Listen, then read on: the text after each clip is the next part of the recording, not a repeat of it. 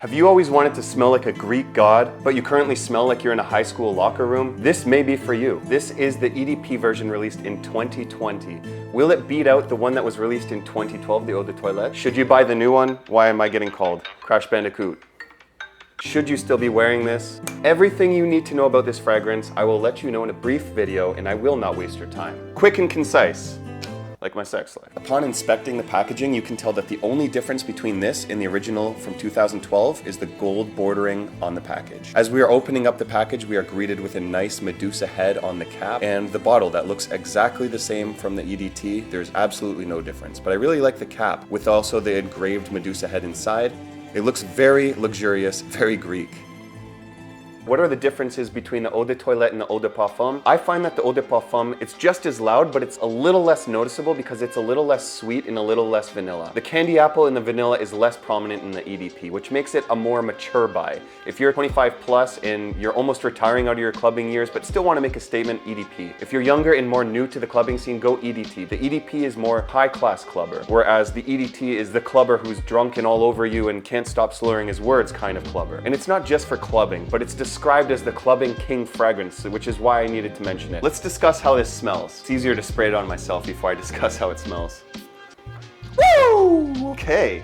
So powerful. This is a lot more powerful than the Eau de Toilette, and it's a lot less alcoholic off this first initial spray. So immediately you're getting blasted with some mint, some candy apple, a little bit of orange notes, and it's all being wrapped together nicely with this nice woody cedar note. Let's go over the notes that they actually list, and I'll let you know if I can actually smell them, if I can detect them or not. In the top notes, you got some mint, you got candy apple, you got lemon and mandarin orange. I would say that the lemon is slightly there through the citrusy, but it's more detectable with the orange note, and the mint is definitely there. In the middle notes, ambroxan, geranium, and clary sage. You do detect a little bit of the ambroxan, which is kind of a musky, ambery smell. I wouldn't really say I can smell any geranium personally, and clary sage, not really. In the base notes, you get vanilla, cedar, sandalwood, bitter orange, patchouli, and leather. Leather, I get absolutely none of. You're getting some of that bitter orange though. The sandalwood is slightly prominent, with the cedar being a little bit more prominent than that. This fragrance is very bold. It stands out so much. It's like the fragrance equivalent of a guy who does not shut up at the party. Just don't be surprised if people start calling you the perfume guy or something, because they're gonna notice it and they're gonna make comments. How long does this last on your skin? How long are you gonna be noticed for? This is a 10+ hour fragrance. It's not always the same in every Eau de Parfum version, but for this one, it does last longer. For me personally, the Eau de Parfum version is better, but some people may not agree with that. I do recommend that you try both on your skin, one on one wrist, one on the other. See which one you like the smell of more before making a decision. For projection, this stuff is a very far projector. You're gonna fill a room with this thing, so I would recommend being slightly careful with how much of this you spray. For sillage, you're definitely gonna be detected without a doubt. People are gonna smell this on you. When you first apply the Eau de Parfum version though, it's kind of surprising as it starts off very close to the skin, but as it starts to dry down and kind of sit for a little bit, it starts to mature out and kind of project further and further. And when should you wear Versace Eros EDP? Honestly, this is more of a versatile version than the Eau de Toilette. If I was to make a recommendation, fall, spring, winter, during the nighttime. I bought this on a discounter for $88 Canadian, which is the equivalent of around $64 USD. On the discounter, the Eau de Parfum version is actually cheaper. I'll definitely make sure to leave a link to that in the description if you want to pick this up. Should you buy this in 2023? Should you still be wearing this? I think the answer is a bit mixed, because I do believe that a lot of people wear this, but I feel like it's been replaced a lot with Dior Sauvages recently. I'm smelling like pretty much everyone and their wife is wearing Dior Sauvage recently, so this is almost unique again. It's a great designer fragrance for a great price. It's long lasting, it projects, it makes you stand out, and do not wear it to the gym, please. Like,